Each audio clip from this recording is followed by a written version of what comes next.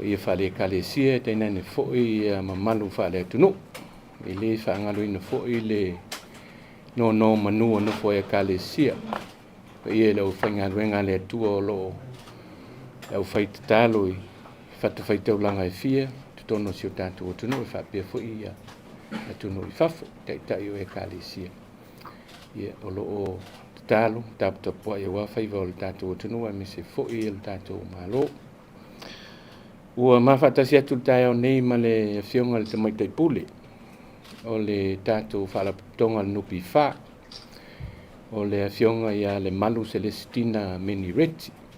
Ia o le aunga o le nei press conference. Ia po le tātou whataltanoa. Fwoi mal whalau iloa.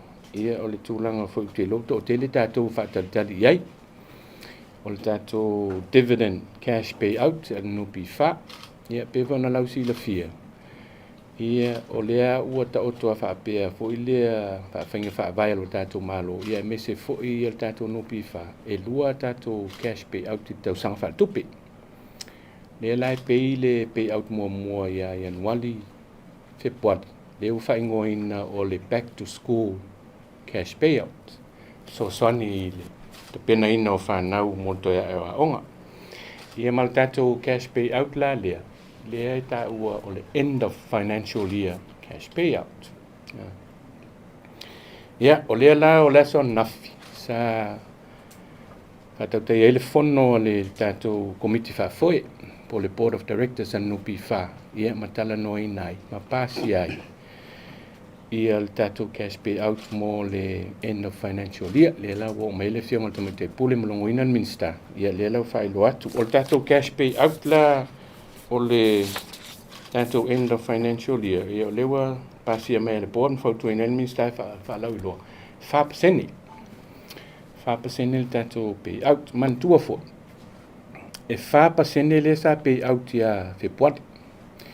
Ia i te tonu al financial year a tola le tasi. 8% le au whai o le tātou cash payout, le dividend leo pay atu mo le tātou o whaisau whanga. O le total a toa leo whai a toa pasene o le kako dividend le na mau.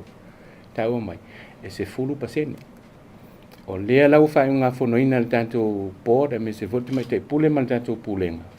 E tu ule 2% i te tonu o tātou sau whanga. Ia e pay out te pia tātou, le 8% le tau sanga atoa, le ngā luatu le 5% ia Februari. Ia le wa luatu mo le 5% lea. O le au whainga atoa o le tupe lea ua whaanganga e pay out te tātou 5% lea. Tusa lea ma le fast fulu 5, tesi ma le 5 miliona. Ia e lista mai tupe lea mea. A tu whaatasi fo ila ma le o le tātou 5% le na luatu ia Februari.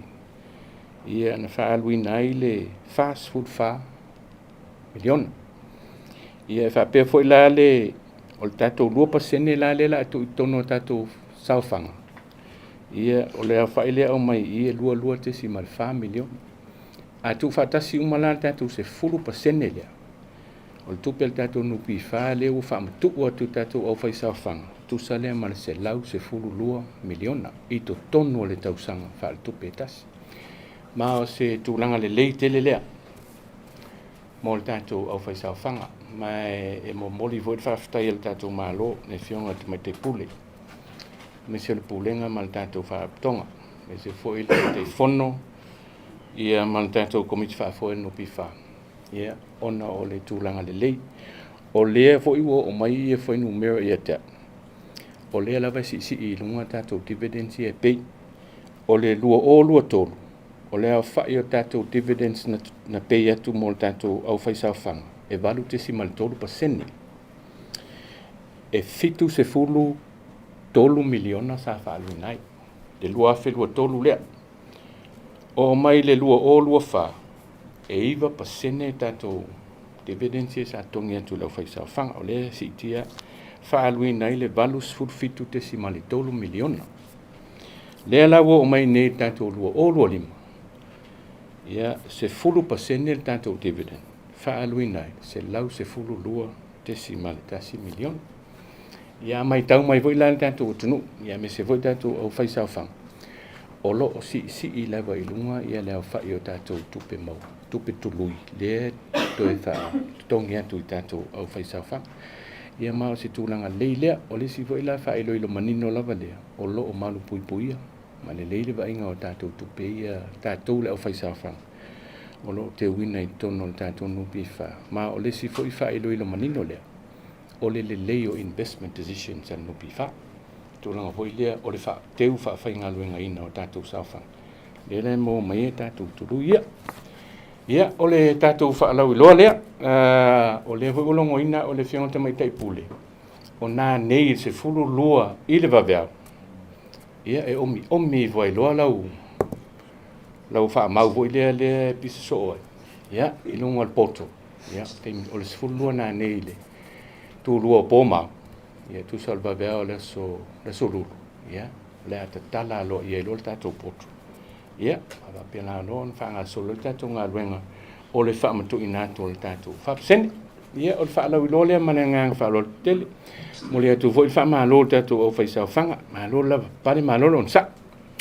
Ia ni ia me le fa ngo fi sa silsila to fo il tatou komiti fa foi. Ia me se foi le fiona mai tai pule mal pulen. Ia i se tūlanga foi le ia le leita to pasene tu na tu tatu o fa sa fa. Ia malanga fa lo le venoni monifisil.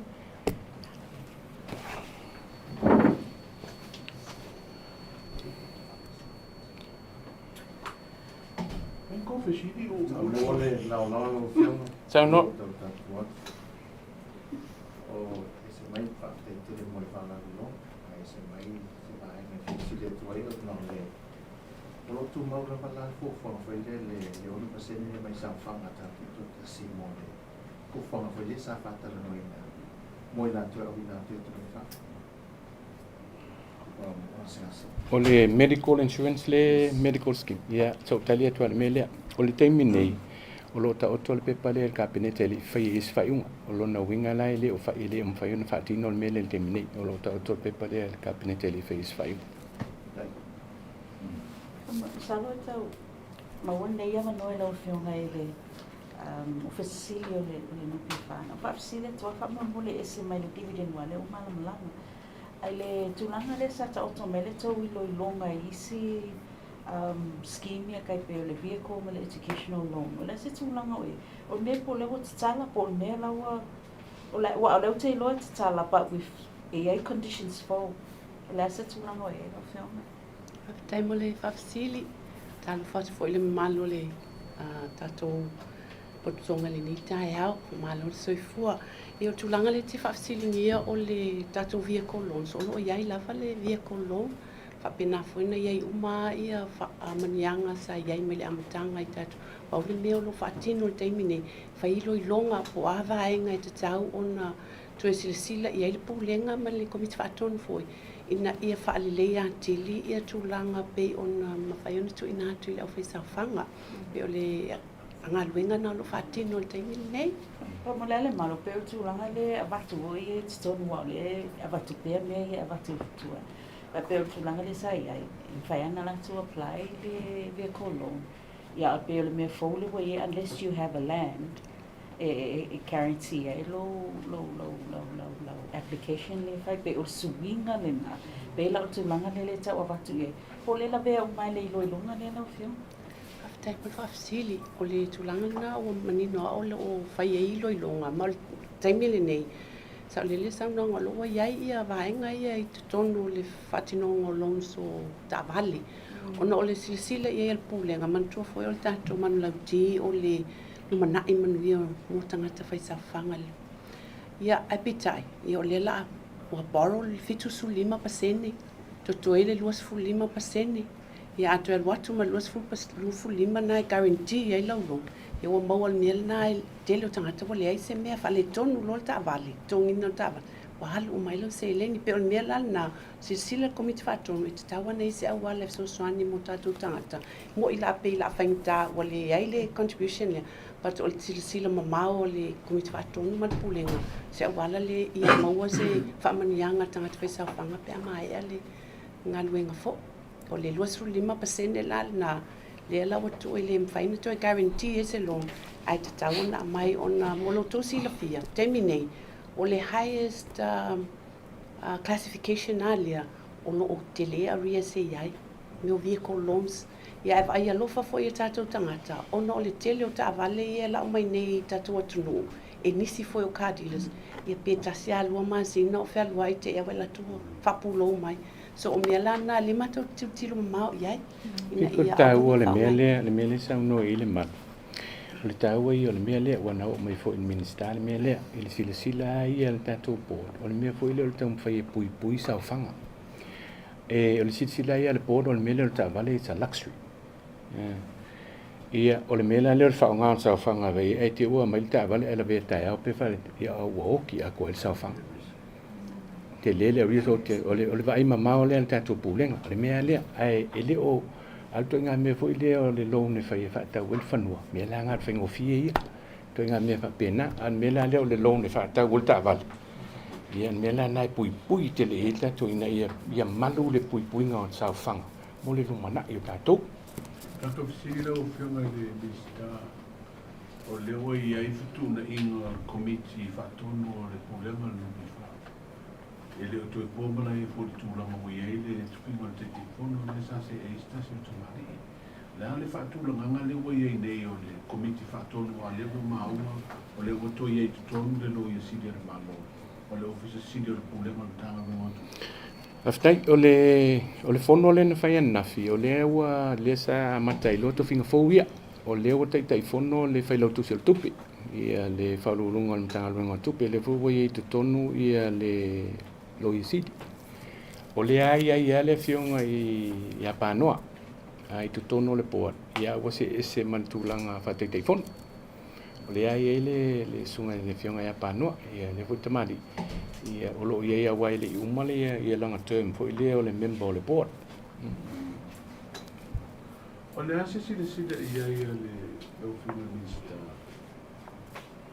o lo wa ia le lupi fa ile am tanga pa ia nei le sa ia su ia ia sa le to ia to fina ia ma lo le officer senior tupe ale lo ia si ale na ia fa fita unia wa alu tu le ele não estou suia aqui ele não estou il vai ai al tatou malo o wa le mea le ia o le ai tonu tu la fono usa le mea fo ile o le manino i tonu tu la fono ele to yengi officials ele ko yengi parliamentarians ala ai la le provision se ilunga i sila tu le cabinet ua tatau ona ai la tangata i to tonu e so san ia le la sa tu lo ia so sani fo i so sani fengo fai ia el tatou fai lo tu se tu ia fa pe fo la tatou lo i si di vo ile so sani fo tu ina a mi se mo mio tatou fai unga fo ile ka ko investments de tele me na esa o kam o si la ia ka peneta fo ile inga ia malu pui ia fengo o sa fanga de teu fa fenga venga ina o sa fanga al tatou o sa fanga ia me se me le mul ta ia tu la fono ia mata tu feng fa bai e la sa tu lo ia o fa fai lo fa un cabinet ia tu ia le lo isi ia va pe foi la le ta tu fe lo tu se tupe o ani ma fu anga onga fa bai fa un fa se ese te mari ile mal tu te telefono o le tulanga le i momo investments de tele ia tai pela elena tien mele tai pela o le mele il tatu falten malo i mulfanua ia le foi ia wa le wa la silfia il tatu tunu ia me se tatu o faisa fanga ia tulanga foi le na i si fa visi foi le ma shareholders o tatu ia tulanga fa pena ia o le vola sila la capeneta e tataua ona tu malo si le malo e sila to ai me ina ia one i se fa le tono ai me se tu peni o tu pela o faisa fanga le tu mai tono tatu va to e pe la ngana me pe me tono na ia me se ala ia me le o fa un fo i tatu investments ia te tele ia pe o le investment portfolio le sa sila to i tatu malo se cabinet ia tawa ona le lei ia the advice the professional advice me se tulanga tau tula fono man tulanga tau tupe ia e langolango e fo i lenga tele fiona to me te puli ia me se fo i la o le tatou komiti fa foi Lau whiunga minsta whamamule. La se tūlanga o ta ota mai e suenga forensic whamamule. ua mai ara e suenga lea o leo ta pena nei le pepa avel kapeneta o leo fa mai mai o lea na o mai i le ministali poti presidente ni pa leo ta pena le pepa avel ngol kapeneta fa lau lo foi pe au mana pasi e kapeneta Lau whiunga pera na maua fo i Minisio Tala le Paula Tata Valina na fie fo Tata Valina Maru leo pe wai au Paula le deputy speaker pe na se fa maninga me lau whiunga o tong whaitau msanga menga e sis mai le Whawhitaia, whawhsidi. Patoa au loa me le na wau whaitau pep. Ia wau tele i loa an tupus whara whapea. Ia au whawhitai fo ia nus pepa o tai loa ai. O le tūlanga ia i le mea le tūlanga le o le wa dissolve le parliament. I convention tiena au mai e le attorney general lo isi. Taunto e whafo i malta avale. Ale e whafo i mamai alta avale ale fonfetalai. Ma le sui fonfetalai. Ia e fia foi la male taita o le tuangai ia o tulanga la na le lau fa foi mai le sale sa fa nga le taita o le tuangai ia ale la o te ilo vai tu pe po le ola ve mal ta vale le sui fon fitala o le lau ta o lo ai le fa foi mai ia le voi la si la le voi la o mona longon tanga le I vange tonto fa foi mai me se voi la sale fa nga le fionga le fon fitalai o me uma ia le uma nino mai I convention tia pion fa ta to mai le loia sili awa o me ia sa ta par kapeneta o ta to malo to si le wene ina ia manino me ia fo ia fengo fa uma ni le la manino ai Ala mo fatua e na fa fo ito no ala manino le convention 10 days from the day that is ya mantua fo convention tia le ise me ana le tapa ni kapeneta le ya ele mai ana convention tia le la uma nino mai lol me ya le la wa ta lolo e mai ya ta tu ta vali ton I lalo la conventions na e ni fa salanga fa atuela mai tu e tele o ma wala tulanga le te mai ta wor sili le o tele o ele ma o ia au se me foi tonta titilo ye ya ila wa feita o tu convention ele o yini me fa pe ele o yini me fa salanga pa war me la ye e to fa foi mai e to fa foi mai ta vale au le fionga le il fon feta la ye mawolon to tong ila lol tu la fon ila lol ordinance ai e to fa foi mai ta vale a o le sui fon feta la ele ai se ton to fa foi mai ta vale O leo wala nga le whabla tu tama le a fia i ne tamali. Sa tau vena tu pina papa mene. E le whabla le mua le sa a fia i umori. O wok mai lau whiunga le mista o tuta tatu malo. Le luas fu a whenea na ave e whautuanga tutongi o le tau leo le umori. A le IPC le na ave. Ya, whaftai. Mantua wala ngan man me le o mai ni tatu malo. Me ia tong sa o IPC. Ya ina FC le IPC po batule le tawol po moli.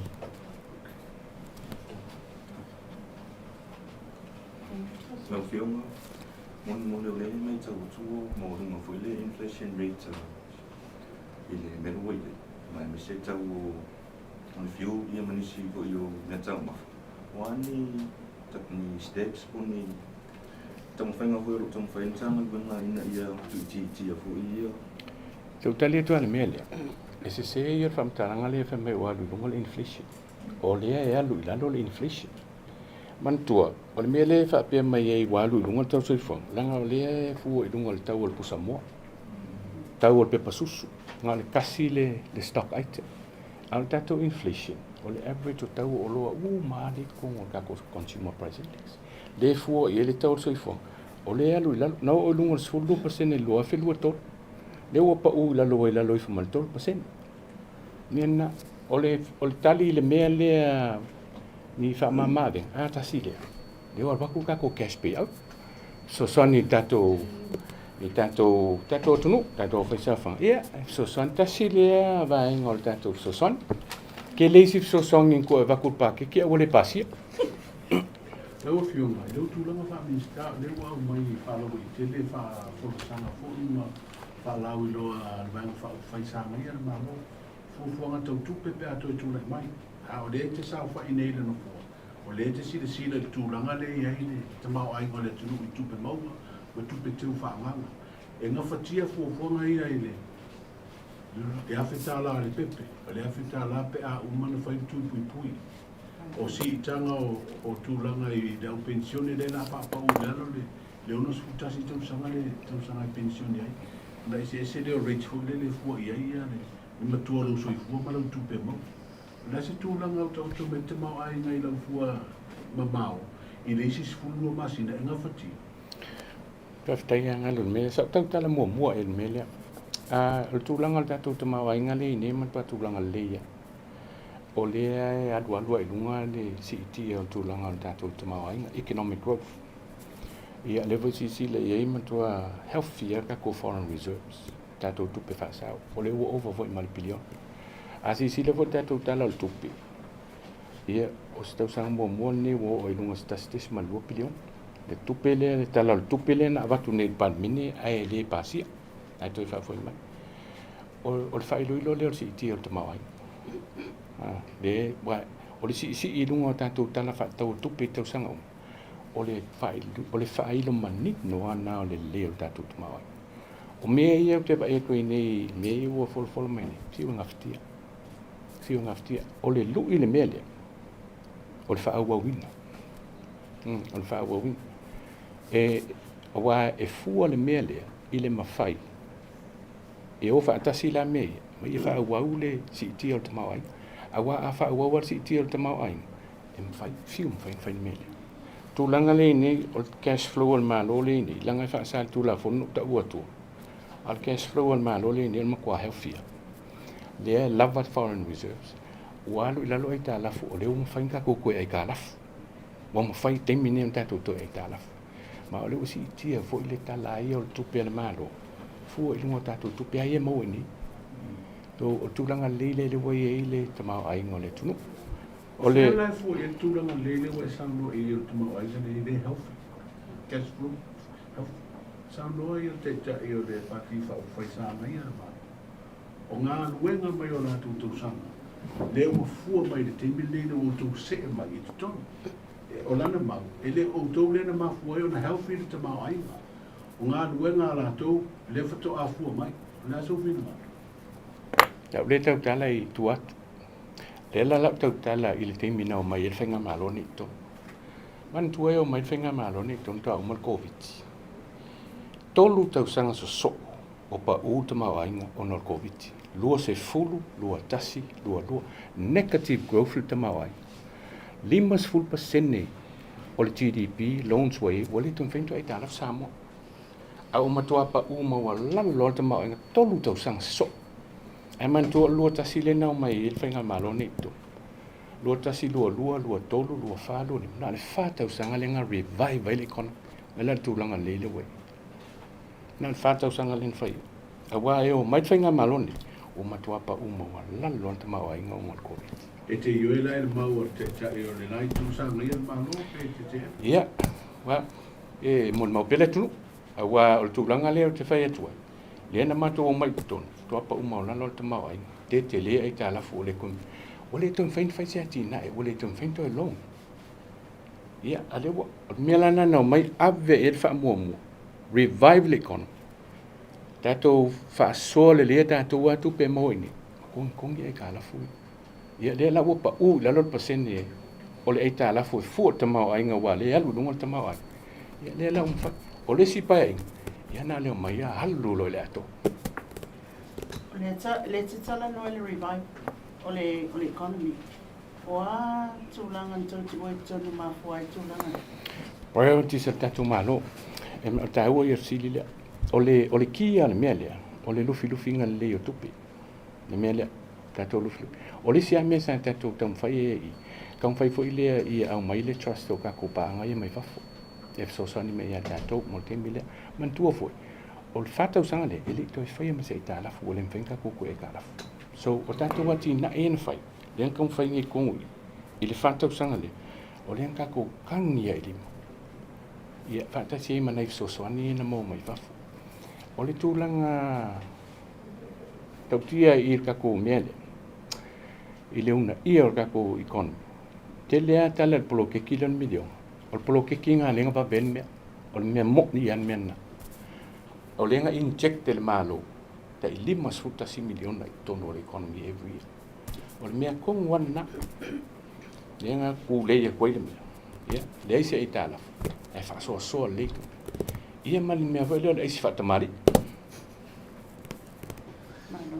Ole, whamole, po le a lava whasuia inga i tātou economy ai o lo ngona ina pia lava i le leo sitia o tongi tātou tātou whainga wenga. A whaapea e na itutira sita. E vai me tātou whainga wenga o le malo. E mwhen whamanino lawa whionga waile na o le malo e contribute to sita. Ia, mantu fo i o le tātou si tanga le si tanga tongi lo whainga wenga le malo. O wal tasile me le sile el tātou malo me voile e toi whaafo I mai le me voile o incremental salary increases. E ngai performance based. Ngai lo le mele o le wako le me voile o le general salary increase all across. Ia al mele o tau whail tātou malo ia fua I lungo le performance. El mele le tau fua ngai ina ia fea. Ia wa alu general salary increase ia tau tala mal whalol. O le alaki e koe mal au non-performance. Ia pe tulanga na le tutilo I tātou.